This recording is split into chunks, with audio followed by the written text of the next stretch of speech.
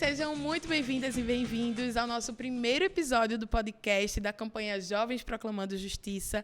Essa é uma iniciativa da ONG Diaconia, uma organização social de inspiração cristã comprometida com a justiça. E hoje eu estou aqui com essas duas maravilhosas, a filha de Lila, Esther, e com Magali Cunha, teóloga, jornalista. Eu vou apresentar ela melhor para vocês, mas eu estou muito feliz de ter vocês aqui com a gente. Obrigada por aceitarem o convite de estar aqui com a gente nesse desafio, nesse novo formato que a gente está aí colocando para as juventudes. Obrigada, gente. É um prazer, uma alegria estar com vocês, compartilhar sobre esse tema tão importante. Vai ser um papo muito bom. Eu que agradeço o convite, muito feliz. A Diaconia foi uma organização que fez parte do meu primeiro ano de graduação. Segui acompanhando até agora, né? Já formada, pós-graduada, casada, então uns aninhos, né? É muito importante essa temática, ainda mais pela humildade de reconhecer que esse é um problema principalmente nosso, né? Nós cristãos, cristãs. Então, agradeço demais pelo convite. Vamos embora. Então, deixa eu pegar aqui, né, minha gente, minha filhinha da biografia das mulheres maravilhosas. Então, Magali, ela é doutora em Ciências da Comunicação, pesquisadora do Instituto de Estudos da Religião, o ICER, em Comunicação, Política e Religiões. É jornalista, editora-geral do coletivo Bereia, Informação e Checagem de Notícias, e também é membro da Igreja Metodista e colaboradora do Conselho Mundial de Igrejas. Arrasou! Maravilhosa. Esther Souza, nossa historiadora, pós-graduanda em Psicologia da Educação, membro da Igreja Batista em Coqueiral, a IBC, onde fez a Escola de Fé e Política, também sou aluna da FP, tenho muito orgulho dessa escola, inclusive, e coordena a Pastoral de Negritude Rosa Parks. Eu acho chique. Constrói a pastoral ambiental da mesma igreja e integra a equipe de comunicação do movimento Nós na Criação. Amei. Então, gente, hoje a gente vai falar sobre o impacto dos fundamentalismos nas nossas vidas, né? Na vida das mulheres. Então, Magali, ela é nossa convidada especial justamente porque ela tem muito tempo, né, pesquisando esse tema. Inclusive, lá no site da Diaconia, você vai encontrar a pesquisa, né, que foi realizada pelo Fórum Ecumênico Sul-Americano, que compõe o Acte Aliança, uma aliança que a Diaconia faz parte, inclusive, e que tem como título Fundamentalismos, Crise da Democracia e Ameaça aos Direitos Humanos na América do Sul. Então, vai lá já dar uma lida, né? Depois de escutar o podcast, claro. Então, Magali, eu já quero começar trazendo o desafio aqui para você. Em um minutinho, olha só esse desafio, explicar para a gente o que seriam esses fundamentalismos que todo mundo fala. Então, os fundamentalismos, eles têm início no Brasil, um reflexo do que vinha acontecendo nos Estados Unidos, já no início do século XX, é uma coisa antiga. Só que, ao longo do século XX, há muitas transformações. Começa com uma preocupação no início do século XX com a ciência, que podia atrapalhar a fé das pessoas, a modernidade, aquela coisa de proteger a fé de influências científicas e de tudo que era moderno naquele momento. Daí, durante o século XX, isso vai se transformando e os grupos fundamentalistas vão começar a se preocupar com grupos que vão trazer para as igrejas, para a fé cristã, a pauta de direitos, direitos de mulheres, direitos de pessoas negras, direitos de população LGBT, e vão achar que isso era coisa de comunismo e que teria aí um prejuízo muito grande. Isso lá nos Estados Unidos foi muito forte. Isso tudo vai chegando para a América Latina, América do Sul, para o Brasil, via livros, via palestras, via movimento gospel, que vai começar aí no final dos anos 80. Tudo isso vai ganhando essa conotação muito política das pautas de direitos, colocando como um perigo para a vida cristã. E ganha uma repercussão muito grande. Portanto, os fundamentalismos são coisa antiga, mas que vão se transformando, se adequando às pautas daquilo que a gente vive no contemporâneo.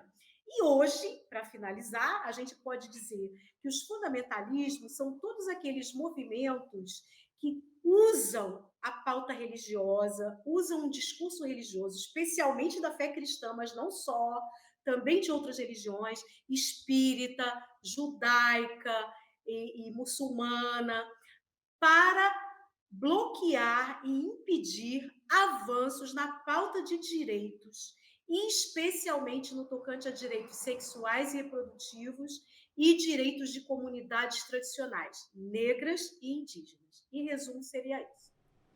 Olha aí, cumpriu. Realmente é um assunto que é um pouco difícil trazer todos os detalhes, assim, historicamente falando, né? Mas como você falou, realmente é uma coisa do século XX que hoje em dia a gente vê muito forte na vida, principalmente das mulheres, né?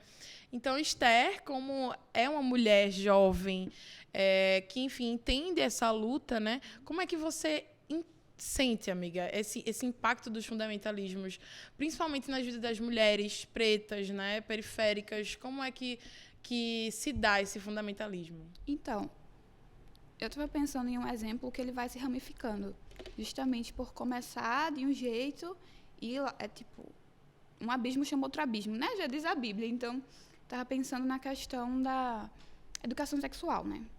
Sou professora. Sim. E em 2019 eu estava participando de uma formação na prefeitura que era sobre os direitos sexuais e reprodutivos dos adolescentes. E aí, a principal temática que a gente tinha como desafio era como levar a discussão para as escolas sem que os líderes religiosos intervissem.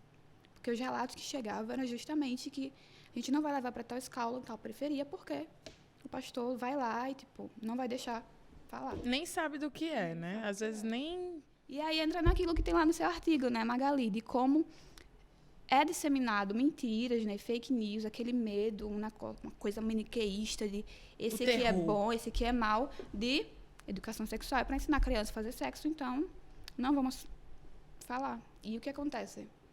Acontece que, por causa disso, a gente tem abusos sendo perpetuados, né, porque já tem várias pesquisas que dizem que crianças identificam em palestras que tem na escola abusos e aí acaba, né, contatando o conselho tutelar e tal.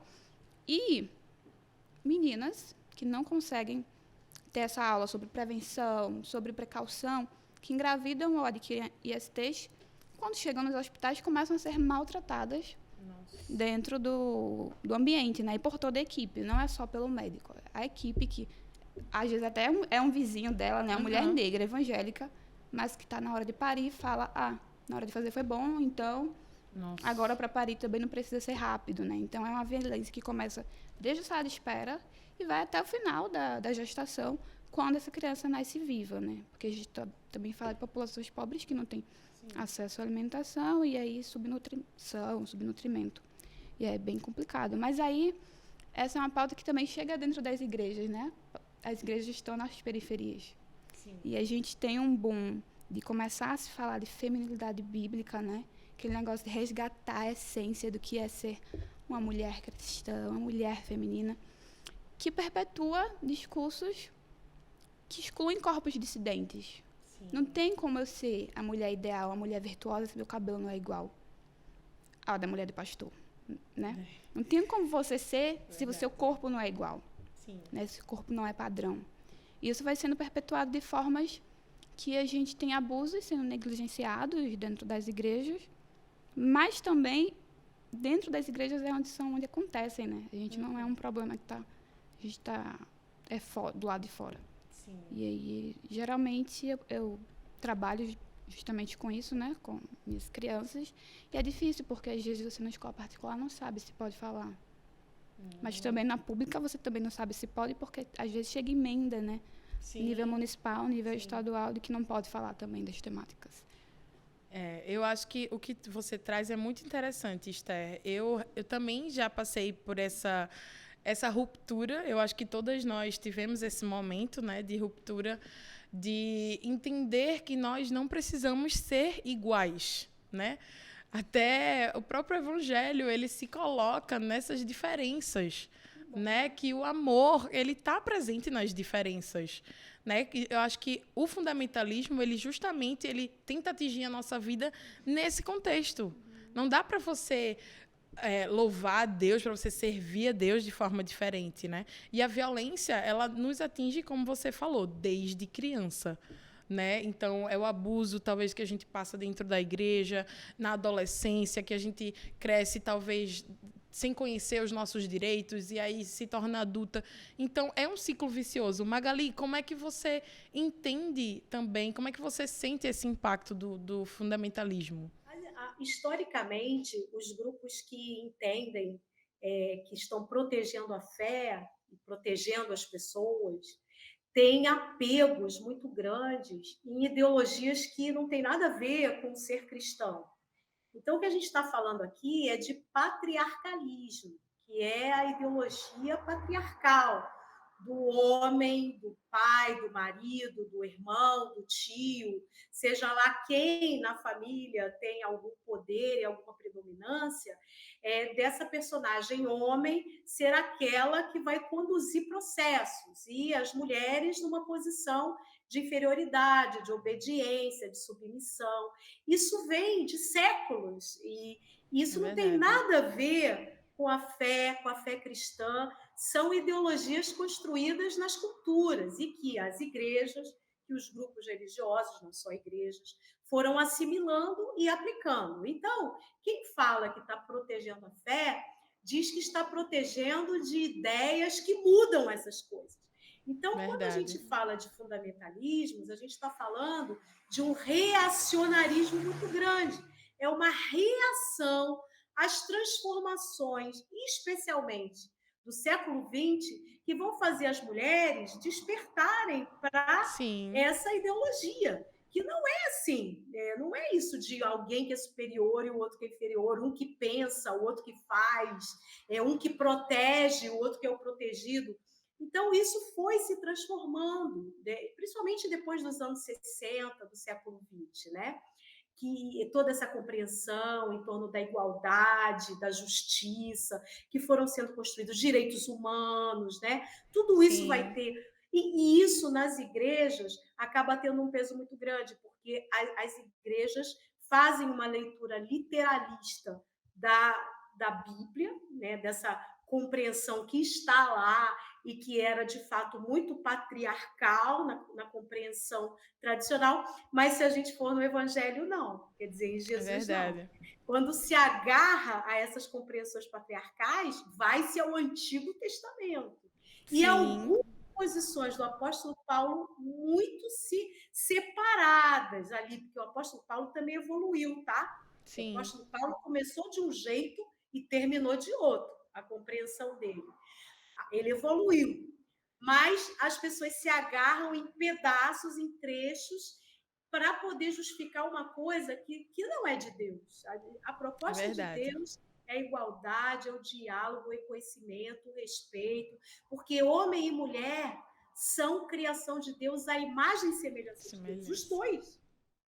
Os dois. Essas faces que a gente tem são também de Deus. A minha, a de vocês que estão aqui na conversa, a das mulheres que nos assistem, dos homens também, todos somos imagem e semelhança de Deus. Isso é muito interessante também o que você traz, Magali, porque essa visão patriarcal presente na igreja hoje nos impede de fazer essa leitura, de enxergar, né, as diferenças e os direitos, na verdade. Porque quando a gente olha para mulheres que se veem, na verdade, para uma leitura bíblica que colocam as mulheres como esse subjugamento, né? Você tem que estar serventia. Gente, eu lembro isso muito adolescente estudando, né? Acho que escola EBD, bíblica, né? Exatamente, eu acho que a gente já passou por isso. Em EBD, a gente está sempre reforçando essa coisa da mulher, a serventia, e não trazer uma perspectiva dos dois no mesmo parâmetro, né? Então, a desigualdade de gênero, ela está muito presente nessas leituras, né? Então, por exemplo, a gente traz uma abordagem bíblica lá em Gálatas 3:8, né? Que fala que nem judeu, nem grego, escravo, livre, homem nem mulher, pois todos e todas somos um em Cristo Jesus. E como é que a igreja faz essa leitura de somos todos iguais? Né? Faz uma linguagem até, às vezes... Não, a gente não tem que tocar nessa ferida, porque a gente é tudo igual. Mas quando a gente vai olhar para a realidade, quantas mulheres estão sendo mortas? Né? As taxas de feminicídio né? Os dados estão aí todos os dias nos mostrando. Então, como é que vocês acham que a igreja brasileira, o que é que falta, né, para a igreja se atentar, principalmente a juventude, que tem essa voz ativa, ou que deveria ter essa voz ativa? Como é que a gente se organiza, né, para enfrentar esses fundamentalismos, para denunciar as violências, especificamente contra as mulheres? Joguei a bomba. Bom, não, a gente. Eu gosto muito de falar de uma coisa que é muito forte na igreja evangélica, que é a palavra conversão. As igrejas precisam de conversão. Conversão não é só a hora que você levanta a mão, eu aceito a Jesus, se torna membro de uma igreja, é batizado, aí pronto, estou convertido. Conversão é para a vida inteira. É o tempo todo, e não é só para o indivíduo, para a pessoa. A conversão também é coletiva. Então, as igrejas precisam reconhecer que elas reproduzem valores que não são do reino de Deus, reproduzem valores ideológicos que são da sociedade, daquilo que oprime, daquilo que não tem a ver com a proposta do evangelho. Então, precisa de conversão. Isso é uma primeira coisa, reconhecer a trajetória equivocada, que precisa de uma revisão. Isso é o primeiro passo. Segundo passo, reproduzir e reafirmar a fidelidade ao Evangelho. A fidelidade é aos passos de Jesus. A igreja é discípula de Jesus. Como é que Jesus se comportou com as mulheres? Quem foram as mulheres no ministério de Jesus? Quem foram aquelas que ficaram até o fim com ele quando todo mundo correu? Quem foram as primeiras testemunhas da ressurreição? No início da igreja, quem sustentava a igreja? Com oração, com presença, com suporte, com oferta.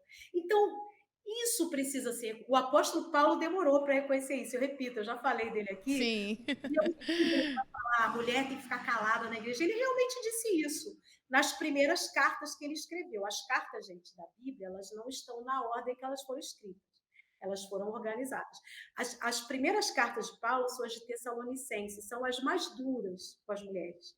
As últimas cartas de Paulo são aqui quando ele estava preso, por exemplo, carta aos Romanos. Ele vai reconhecer o apostolado de mulheres.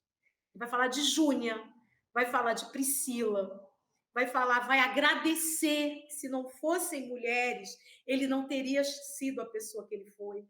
Então, a igreja precisa estudar a Bíblia, estudar o Evangelho, se apegar à igreja primitiva, e aprender dessa experiência e traduzir para o nosso século XXI.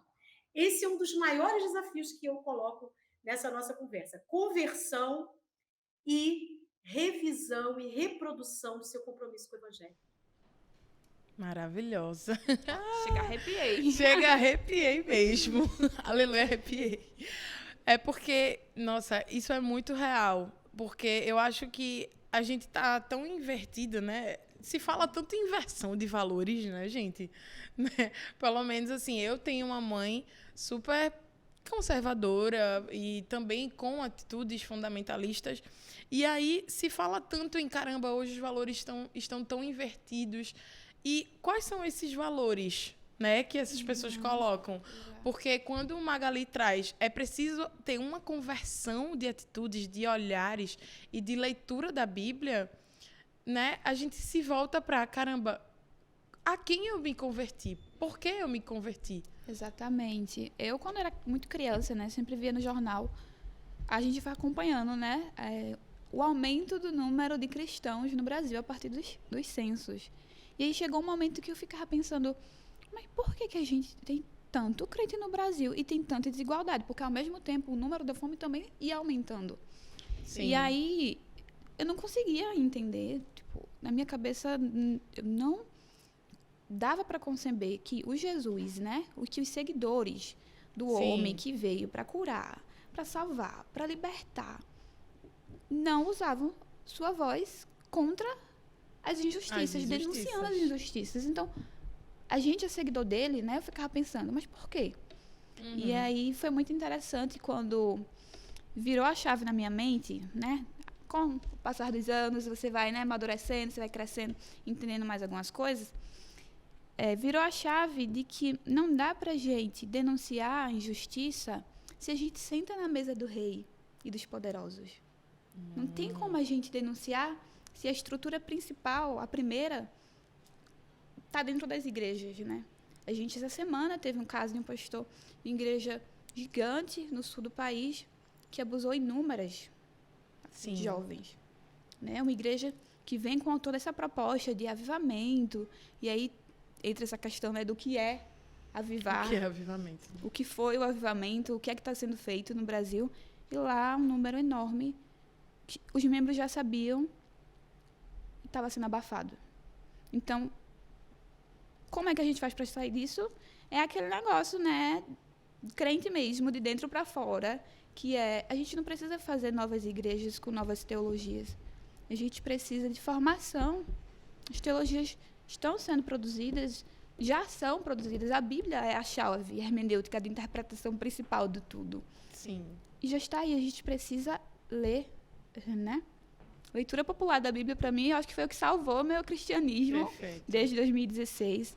Leitura feminista da Bíblia, Sim. né? Formação interna dentro das igrejas. E se organizar, procurar locais como a diaconia, que é um deles, para organização. Senão a gente não consegue sair dessas. É verdade. Eu acho que o que vocês trazem muito é a importância da quebra do silêncio, né? A gente vê diversos casos todos os dias de diversas violências, né? Quais são os corpos violentados pelos fundamentalismos? Os corpos de mulheres negras, periféricas. E a igreja está falando o que sobre isso, né? Quantas igrejas a gente vê se levantando, fazendo levantes, né? Levando multidões. Quantas pessoas estão falando, gente, sobre esses dados? Né? Mulheres estão sendo mortas todos os dias. A igreja está falando o quê? Né? Mas a gente está aqui com mulheres que levantam a voz e proclamam essa justiça. Amém. Então, eu queria muito que vocês dessem essa mensagem. A gente já está chegando ao final do nosso podcast. Meu Deus, eu ficaria o dia inteiro conversando com vocês. Mas, para nós da diaconia, é muito importante ver esses exemplos, né? Como vocês que estão aqui e diversas outras mulheres e que a gente caminha juntas. Então, queria que vocês deixassem essa mensagem de encorajamento para a juventude se levantar, né? E quebrar esse silêncio e se mover e proclamar a justiça na prática, né? Então, de que forma fazer isso e como é que a gente sai daqui animadas e animados para promover essas transformações?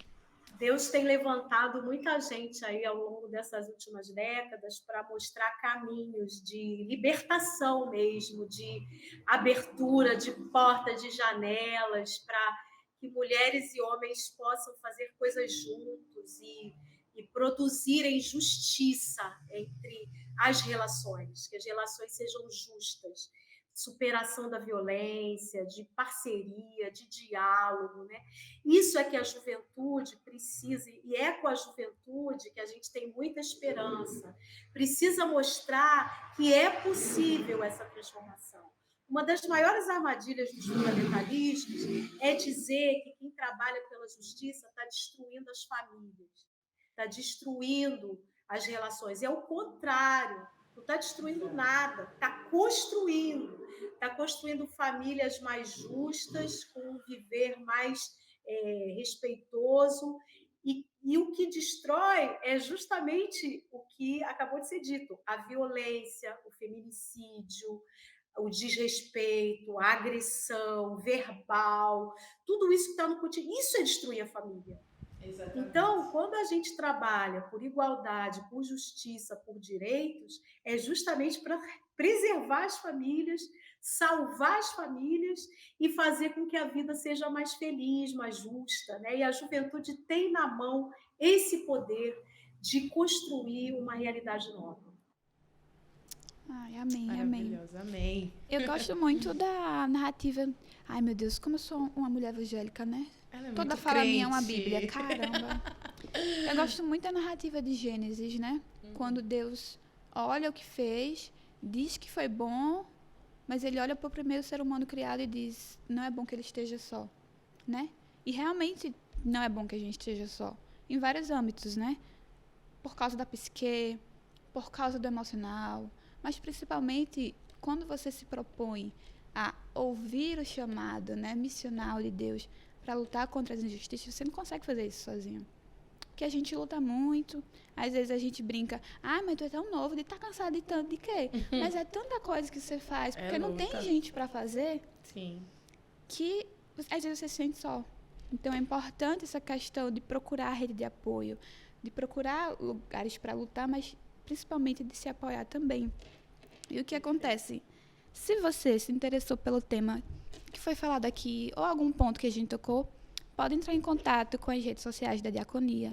Comigo também, eu não sou da Diaconia, mas estou sempre online. Você tá junto, amiga. Magali, extremamente requisitada, não vou dizer para você entrar em contato com ela, mas tem os textos dela que são ótimos. Leia, Magali. Vocês imaginam como... meu coração acelerado, porque em 2019 escrevi um artigo citando a mulher. Aí agora, eu aqui dividindo com ela, vou mandar pro meu orientador. Não tem como.